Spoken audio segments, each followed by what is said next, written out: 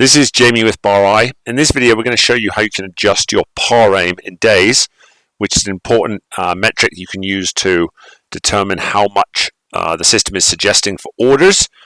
This is particularly useful if you're starting to use this tool.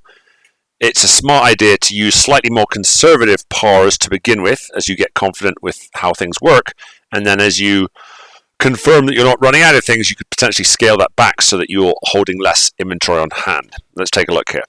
So when you click on when you expand the products menu, you'll see this gray arrow turns red. You'll have the option to click on ordering. That's the screen I'm on now. Go ahead and click create new order.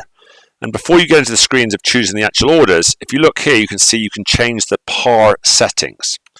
So if you go ahead and click here, let me explain what these mean. So the par aim in days is basically saying, how do I determine what the par is? And what it's going to do is the system automatically looks at the last 5 audits you had, so the last 5 cycles, whether those are 1 or 2 week cycles, and averages the usage of every product over those 5 cycles. And then the par is determined by saying what is 14 days worth. That's the default values here.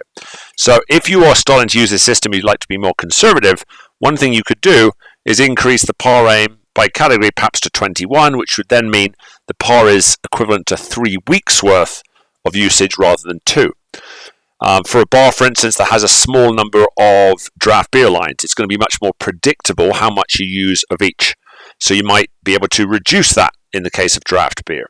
So you can play around with that, and obviously this gives you a little bit of control. This is a less common use, the category minimums, but if you are a bar that has multiple bars, the category minimum can be important to you, because say you've got a slow or low volume product, maybe like a high-end whiskey like Macallan 12.